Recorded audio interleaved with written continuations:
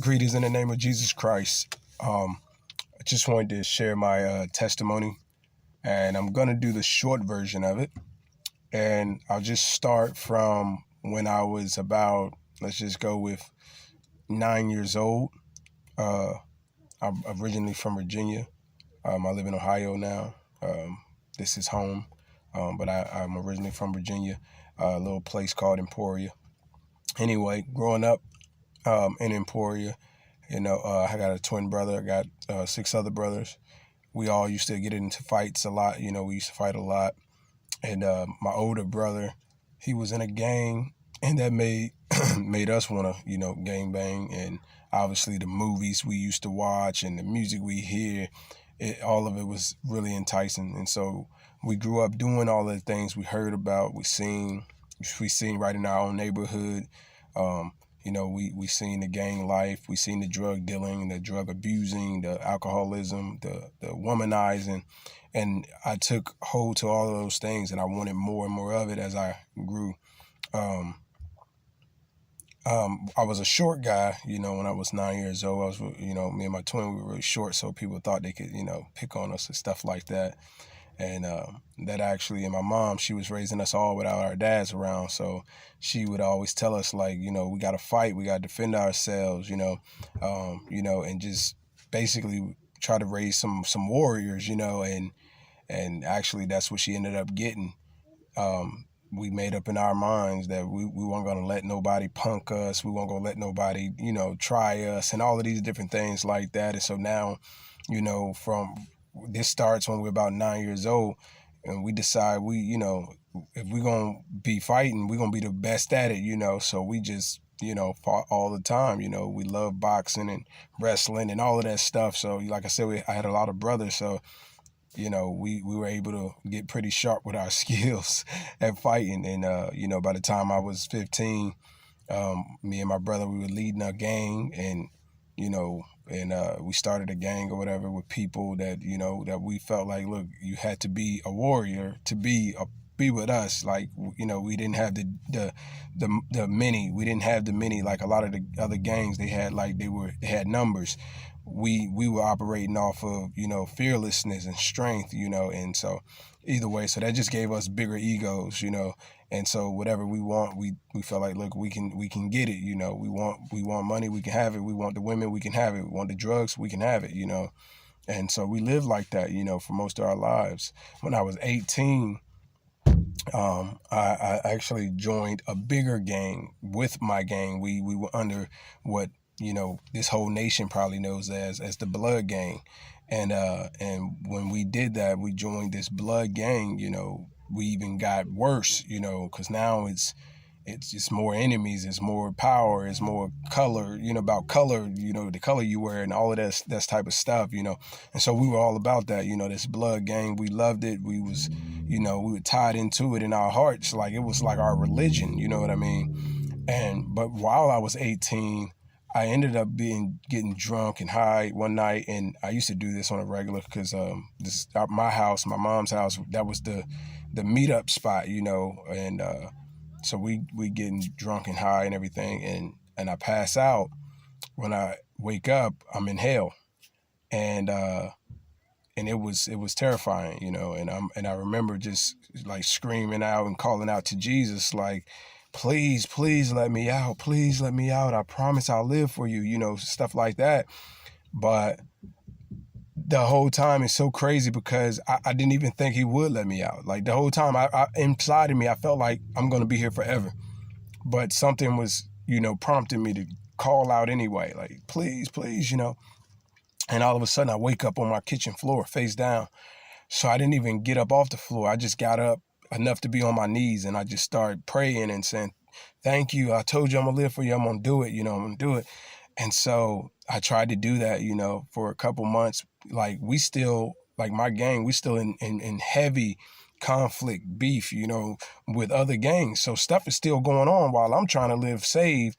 I'm running into some problems, because I'm like, I'm still with my guys, I'm still with my brothers, and they got problems with these people, and I can't be a part of that now because I'm saved, is how I feel, And so I said, I gotta leave here, that's the only way, And so I called my sister living in Ohio. I said, I gotta come out there, I want to get away from this life and this and that. So I moved out to Ohio, and I had my girlfriend at the time. She lived in Ohio because I was back and forth to Ohio, and so when she heard that, of course, she's like, oh yeah, this is gonna work out, So I know I wasn't supposed to be, sleeping with her, and I tried to tell her that, but that ain't mean a lot to her. So eventually I gave in, and we did what we did, and she got pregnant. And so now I'm like, okay, now I gotta marry her, So we end up getting married shortly afterwards, but our relationship was pretty toxic. So I ended up, slowly but surely going back into the world. So by the time I was 20, I was full-fledged back into the world. By the time I was 21, I didn't even believe in Jesus anymore. It was terrible. Like, I was so deceived because of my sin.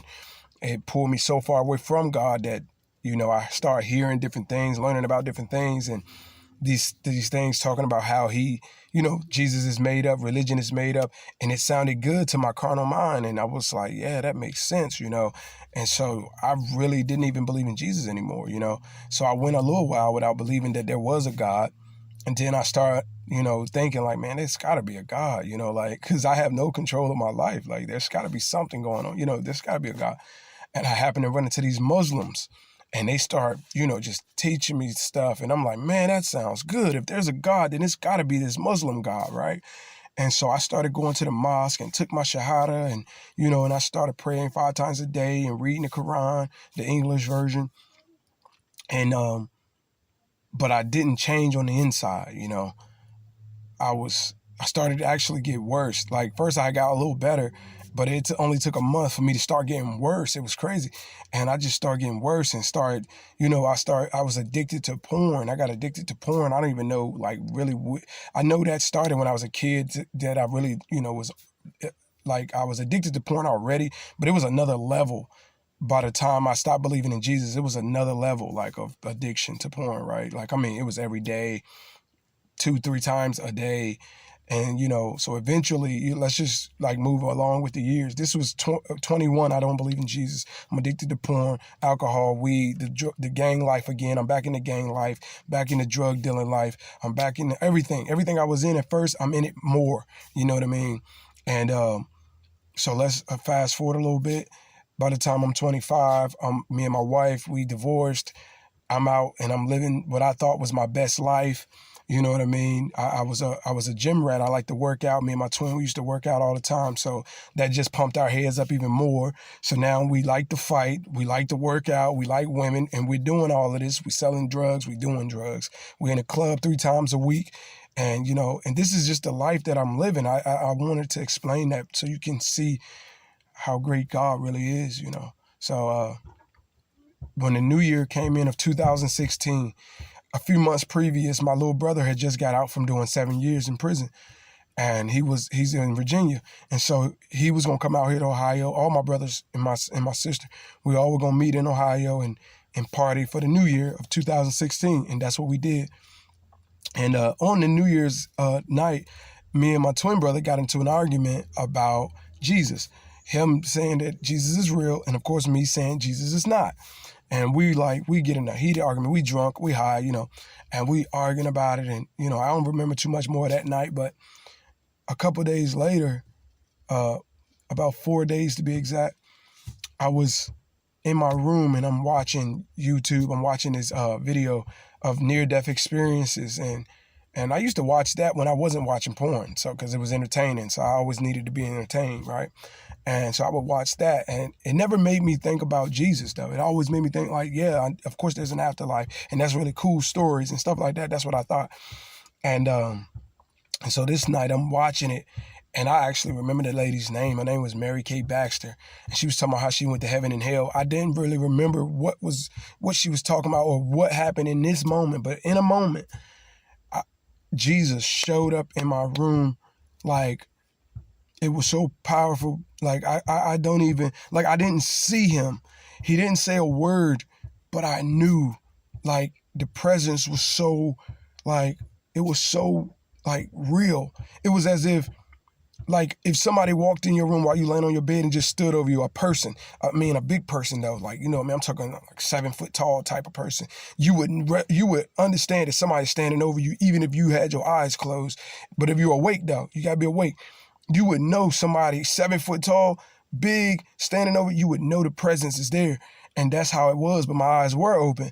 I just couldn't see him though, but he was there. And I rolled off my bed onto my knees and I'm just like, I'm sorry. But I'm like really dramatic with it though. Like, you know, you just think about how scared you've ever been in your life. That was that time something, you know?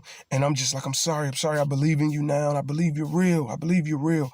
You know what I mean? And he didn't say a word. The presence was so strong, I couldn't do nothing but be repenting. Like, you know what I mean? It was like, I just thought he was going to throw me in hell right then and right there. Like, I just thought I'm going to hell right now. I've been talking all bad about this Jesus. I've been saying all these things about this Jesus, and he's in front of me right now. It was like even though I couldn't see him, it was as if I could see him. That's the best I can explain it. And then I don't remember anything else. I don't remember going to bed. I don't remember getting off my knees. I don't remember him speaking.